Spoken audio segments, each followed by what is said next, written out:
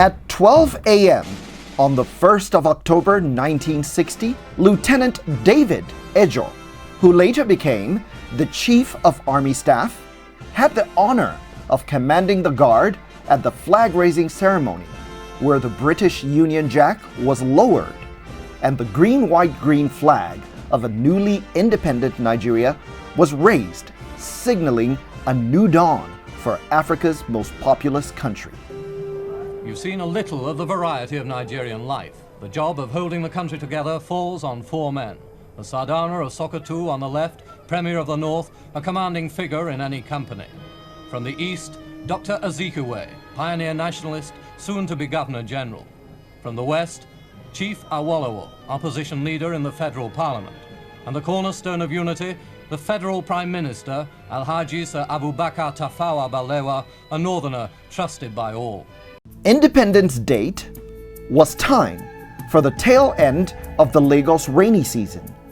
This was the weather on that day when Nigeria's most important guest, Princess Alexandra, who endeared herself to Nigerians by her first order on their soil, that the car carrying Her Royal Highness be left open regardless of the worst that the weather could do.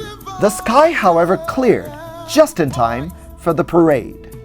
Not long after, power was handed over to a people now free to govern themselves and determine the destiny of their nation. Nigeria became an independent member of the United Nations, with the velvet voice of her first Prime Minister, Tafawa Balewa, defining the hopes and aspirations of this great nation as a global citizen. I wish to make our position plain beyond any matter of doubt as regards the African continent. We in Nigeria appreciate the advantages which the size of our country and of its population give us, but we have absolutely no aggressive intentions. We shall never impose ourselves upon any other country and shall treat every African territory, big or small, as our equal, because we honestly feel that it is only on that basis of equality that peace can be maintained in our continent. 3 years later, the Constitution was amended and the country was declared the Federal Republic of Nigeria, with Nnamdi Azikiwe, previously Governor General, as the president. It's been 61 years now since that historic day at the Tafawa Balewa Square in Lagos, where Nigeria received the instruments of governance. How has the nation fared? The Executive Secretary of the Tertiary Education Trust Fund, Professor Suleiman Elias Bogoro, speaks candidly on the paradigm shift on this Independence Day special edition of the program. At independence, the colonial masters handed over to us. They were in charge at political level and significantly even at bureaucratic level. But pre-independence, with the emergence, for instance, of the University of Ibadan, University of London College, 1948, we started having a number of Nigerians being trained within the country as graduates in the various disciplines. But the focus, was to get manpower to replace the colonial leaders at the political and bureaucratic levels. Nigeria emerged as an independent nation 1960, October. And we are celebrating 61 years after that. Even the fact that we are in charge, for me, I would tell you one thing. I am confident that there is something very strong to our advantage as an Anglophone nation in Africa. We have asserted ourselves. The question is, to what extent has self-assertion given us benefits? In order to keep up with its development goals, Nigeria set about consolidating its education sector. Education in Nigeria is overseen by the Federal Ministry of Education. the local authorities take responsibility for implementing state-controlled policy regarding public education and state schools. The education system is divided in Nigeria into kindergarten, primary education, secondary education, and tertiary education. Tertiary education in Nigeria consists of universities, both public and private, polytechnics, monotechnics, and colleges of education. Tertiary education, which began on a very promising note, even attracting some of the best brains in the world as teachers and scholars, took a turn for the worse in the early 80s. An ever-increasing number of students seeking higher education were met with dilapidated hostels and classroom facilities, insufficient learning materials, and other inadequacies caused by poor funding of tertiary education. The truth is, the poor standard and rating as well as ranking of our tertiary institutions has not helped matters. For instance, it is because we have identified some of the embarrassing realities. Talking about, for instance, hostel accommodation, we realized that for universities, it's just around 15% of students that are in hostels. Where are the rest? They are living with anybody in the town. And they could be sleeping with criminals. Boy or girl, you better imagine that. And the attitude is different when they come into the classroom. We want to avoid that. So these are some of the things that have contributed to poor standard. And then look at the attitude. There are so many, it's a cluster of factors that have made Nigerians and parents lose hope, but it's not right. The Academic Staff Union of Universities, ASU, feeling frustrated in the hostile work environment, thought deep and hard for an innovative solution to the challenge of poor university funding and developed the idea of an intervention agency that would fill the gap through the administration of a 2% education tax on accessible profits of all registered companies in Nigeria. You're actually pulling on the question of the emergence of TETFund, which was originally ETF, Education Trust Fund. Yes, the major issue that came up at that time, between 1990 and 1992, when ASU negotiated with the military government of that time, was the issue of inadequate funding, and desperately too. It was obvious that the appropriation window, which is the traditional funding window for public institutions, and particularly in this case, the tertiary subsector, was inadequate. And it was realized that there was need.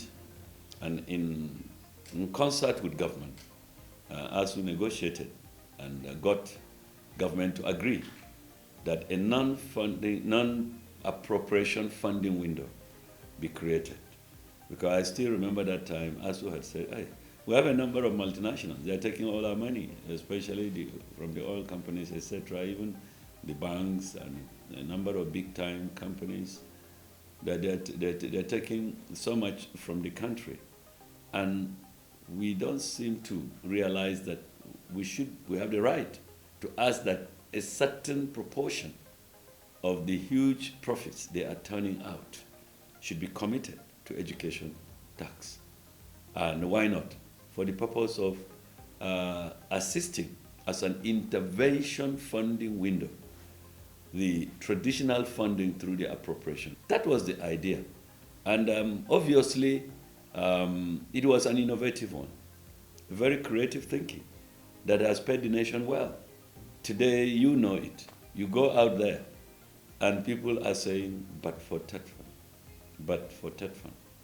It is very obvious that if it was not the idea of non-budgetary funding window through a 2% education tax, that is what the law and the Act of TETFund stipulates, is helping to intervene. Only God knows what would have been the situation. But today we thank God that because the law was crafted to protect the trust fund, the money made available from collection of the Federal Inland Revenue Service, FIRS, to TETFund. If it was not so, you can imagine what would have been the situation. It's generally said that as you move across our public tertiary institutions, that is the federal or state universities, polytechnics, or colleges of education, you will see the signature of TETFund all over. You don't have to be told. From an estimated 42.5 million people at the time of independence in 1960, Nigeria's population has more than quadrupled to 186 million in 2016, according to United Nations projections. The United Nations anticipates that Nigeria will become the third largest country in the world by the year 2050, with 399 million people. The country is also of growing economic importance. In mid-2016, it overtook South Africa as the largest economy on the African continent, and was, until recently, viewed as having the potential to emerge as a major global economy. However, a substantial dependency on oil revenues has drastically undercut this potential. Frankie Edozien, director of the New York University's Reporting Africa program, recently noted in the New York Times that crude oil is responsible for more than 90% of Nigeria's exports and 70% of its government revenues. A sharp decline in crude oil prices from 2014 to early 2016 catapulted Nigeria into recession. The implication of this is that Nigeria would need to look towards widening the tax net in order to better fund its operations and ensure that intervention agencies like TETFund can provide even greater financial support to public tertiary institutions. The people would also take ownership of government and be more concerned with accountability. Professor Bogoro explains. You see, Nigeria, we've had a poor tax-paying culture overall. Believe me, we've had that. You know, and it appears to be an attitude that has clearly manifested, especially post-independence.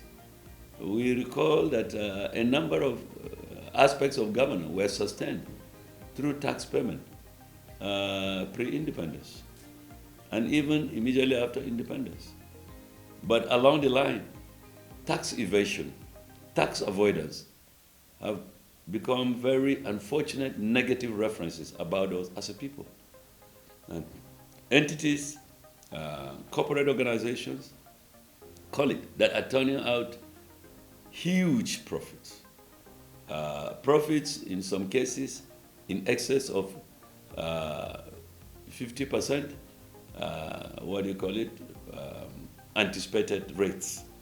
And at the end of the day, you go and you check out there and you discover that, believe me, they are not paying proportionately.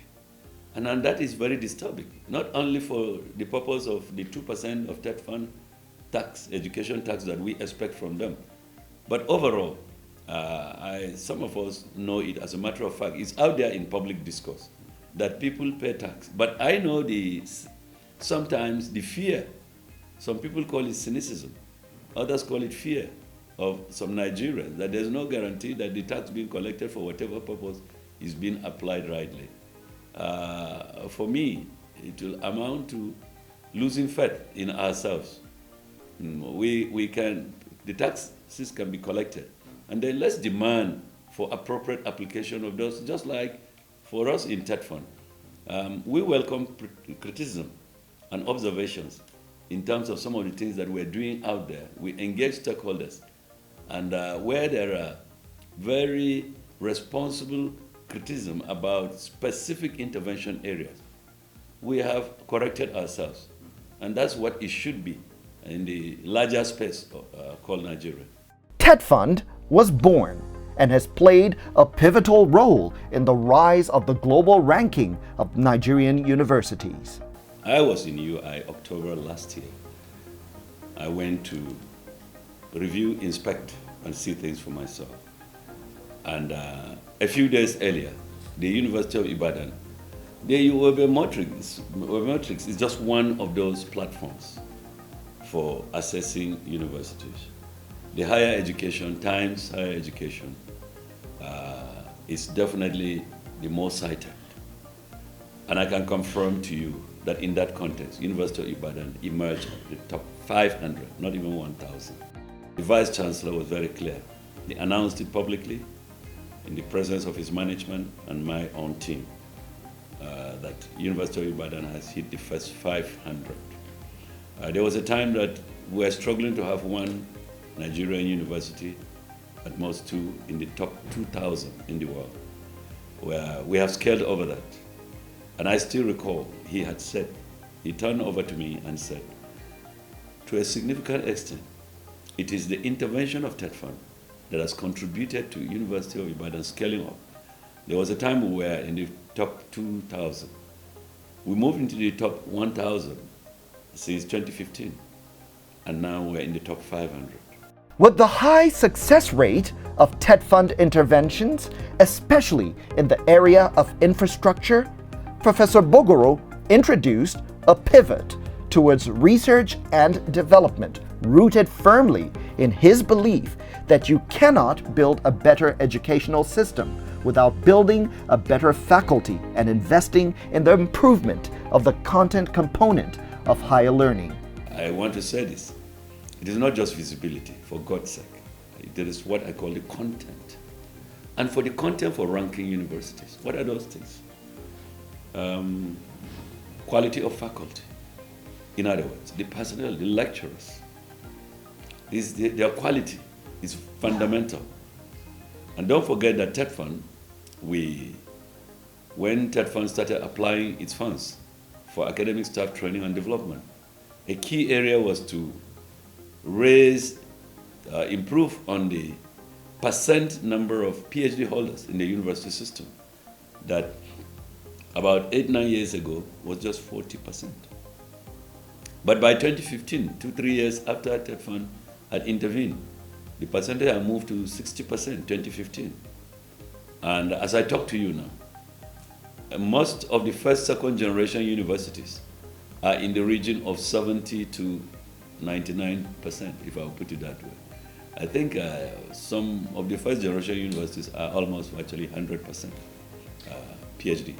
It has been a little over a year since two major milestones were reached by TETFund when it comes to the institutionalization of research and development in Nigeria.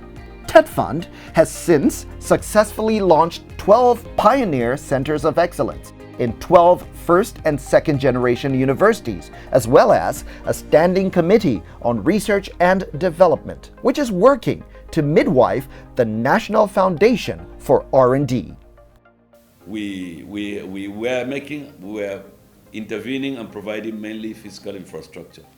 Now we are going into what we call the content component, because those are the things that matter in the ranking of universities. Talking about the justification for it, believe me, today as we know it, we have supported our drive for institutionalization of R&D by raising the grant for research. The current TETFund research grant, initially it was like seed money for about 8 years. It was 4 billion. But from 2019, I made a case to the Board of Trustees and they approved, indeed. And the Minister of Education endorsed it, recommended to Mr. President. And he gladly approved that we should make it annual instead of seed money for many years. That the seed money would have been inadequate in the first place. But by making it annual, first we said let's start with minimum of 5 billion. In 2019 it was 5 billion National Research Fund, NRF as we call it. Last year we raised it to 7.5 billion, recommended by the Board of Trustees on advice of management, of course, my office. And the Honorable Minister agreed with us, recommended to Mr. President, who approved. And then this year, 8.5 billion. We are gradually scaling up the funding of research. We have two categories of research. The NRF is a larger one with a seat ceiling of 50 million per grant. The institution-based research, IBR as we call it, is at the institutional level, and the research grant limit is 2 million. You agree that in terms of this thing, we're talking about nearly $4,000 or thereabout. But for the NRF, 50 million, that is up to nearly 100,000 US dollars. And with that one, we're able to get what we call problem-solving outcomes of research. And that is the fundamental thing. The knowledge economy that people talk about. Let's dissect what the knowledge economy is all about. First, I said, it is defined by research. That is why there is innovation. In fact, it's science-based research, right? Science, technology, innovation. That is why the most competitive economies, check out the top 5, the top 10 economy in the world. Go out there and you find out that what is driving the competitiveness of those nations is innovation through science and technology. And so we cannot be different. Precisely why recently TETFund, we said, no, we're not going to use our money for non-science courses, for PhD masters overseas again. Let us use the money for priority areas. Instead of somebody going to do PhD in personnel management. You wonder if that is fair when you deny somebody wanting to go do something in what? In virology, in artificial intelligence, nanotechnology. We can go on and on, right? The chemistry of the environment, climate change, value addition for agriculture through engineering input and the technology in relevant areas from post-harvest management, storage system to packaging and manufacturing of primary produce. It is one thing to have the ability to raise funds for development, and quite another to ensure that these funds are well applied for the benefit of the end users. TETFund is an intervention agency with an impeccable record for success both in effective disbursement and monitoring and evaluation. What is the secret behind TETFund's high success rate? Whenever somebody is entrusted with public funds, you must be conscious of accountability. I am always conscious, because if I am ES of TETFund, so I sit down and I'm reflecting, what are Nigeria's expectations? Does TETFund have failed projects or abandoned projects? There was a time I had made it clear that we had to be associated with abandoned projects. And we have hit hard on institutions that allow projects to last so long, and that some people are almost describing them as abandoned. I can confirm to you here that we have suspended intervention of TETFund in a number of beneficiary institutions as recent as even a few months ago. We've done that, and it's across the country. Institutions that have failed to comply with our guidelines of accountability, and specifically, for instance, where some institution, you find out the head of institution either in connivance with the financial officer or BASA, as you may call them, would apply funds meant for one project to another project. It's unacceptable, and if we send our monitors, we do forensic assessment and monitoring, and we have evidence that money meant for Project X was moved to that. That is corruption. It's not right. It's not appropriate. At 61, Nigeria is still to be considered a young country, and no doubt, as any other nation, has its challenges. In spite of these challenges, the need to remain positive and sustain faith and belief in the ultimate success of one's own country is essential. TETFund is playing its role in laying a solid foundation for Nigeria's economic competitiveness with its programs and policies. TETFund is passionate about adding value to the Nigerian brain bank due to its unshakable belief that industrialization and economic freedom can only be attained through placing value on intellectualism. The proof of how much value is placed on Nigerian human resources is in the aggregate of investment that we as a country are willing to make. And that is the paradigm shift.